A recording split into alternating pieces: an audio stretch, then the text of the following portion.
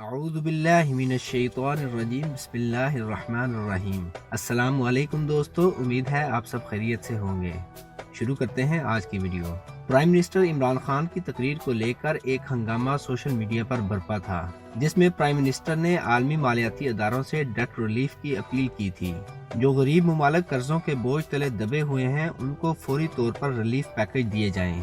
حکومتی مخالفین نے اس تقریر کا بھرپور مذاق اڑایا، اور ساتھ ہی میں اپنے نئے آنے والے ناظرین سے درخواست کرتا ہوں اس ویڈیو کو آخر تک دیکھیں اور ہمارے چینل کو سبسکرائب کریں اور بیل کے آئیکن پر کلک کریں تاکہ آنے والی تمام نئی ویڈیو آپ تک بر وقت پہنچ سکیں۔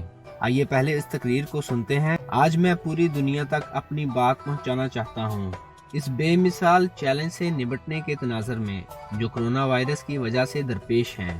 اس بحران کی وجہ سے عالمی سطح پر ایک رد عمل سامنے آیا ہے۔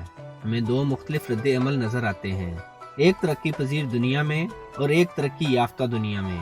جبکہ ترقی یافتہ دنیا کا اصل مسئلہ کرونا وائرس کی وجہ سے لاک ڈاؤن اور معاشی اثر انداز سے نمٹنا ہے۔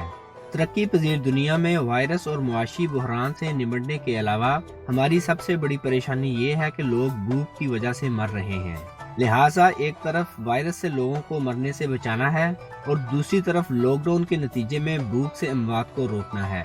ترقی پذیر دنیا میں ایک اور بڑا مسئلہ جس کا ہمیں سامنا ہے وہ وسائل کی عدم دستیابی ہے، جو کہ ترقی یافتہ دنیا کے پاس موجود ہے۔ US 2.2 ٹریلین کا امدادی پیکج دے سکتا ہے، جرمنی 1 ٹریلین یورو کا اور جاپان 1 ٹریلین ڈالر دے سکتا ہے۔ میں آپ کو پاکستان کی مثال دیتا ہوں۔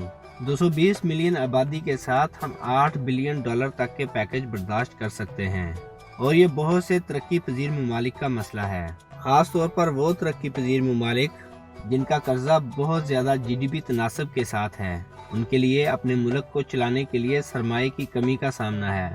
ہمارے پاس اتنا پیسہ نہیں ہے۔ ہم پہلے ہی ہیلتھ سروسز پر اور لوگوں کو بھوک کی وجہ سے ہونے والی اموات سے بچانے کے لیے خرچ کر چکے ہیں۔ لہٰذا میں دنیا کے سربراہان سے درخواست کرتا ہوں جو مالیاتی اداروں کے سربراہ ہیں اور اقوام متحدہ کے جنرل سیکرٹری اس معاملے کی شروعات کریں اور ترقی پذیر ممالک کو قرضوں کی ادائیگی میں سہولیات فراہم کی جائیں تاکہ وہ کرونا وائرس کو جنگ میں شکست دے سکیں۔ عمران خان کی اس تقریر کے بعد IMF نے ایک بڑا فیصلہ کیا۔ انہوں نے 76 ممالک کو ڈیٹ ریلیف دینے کا فیصلہ کیا۔ عمران خان کی اس تقریر سے نہ صرف پاکستان کو ریلیف ملا بلکہ دوسرے 76 غریب ممالک کے لیے بھی ڈیٹ ریلیف پیکج کا اعلان کر دیا گیا۔ IMF نے بہت بڑا فیصلہ بر وقت کیا۔ اب سوال میرا حکومتی مخالفین سے یہ ہے، اس مشکل وقت میں ملک کو چلانے کے لیے مزید قرضہ لینا بہتر تھا یا یہ فیصلہ بہتر ہے جو پہلے سے لیے گئے قرضے ہیں ان کو معاف کروایا جائے اور ڈیٹ ریلیف حاصل کیا جائے؟ میں حکومت سے بھی امید رکھتا ہوں وہ اس ریلیف پیکج سے عوام کو بھی ریلیف دیں گے۔ اگر آپ کو ہماری ویڈیو پسند آئی اسے لائک کریں، اپنے دوستوں اور فیملی کے ساتھ زیادہ سے زیادہ شیئر کریں اور ہمارے چینل کو سبسکرائب کرنا مت بھولیے۔ ملیں گے بہت جلد اگلی ویڈیو میں۔ اللہ نگہبان۔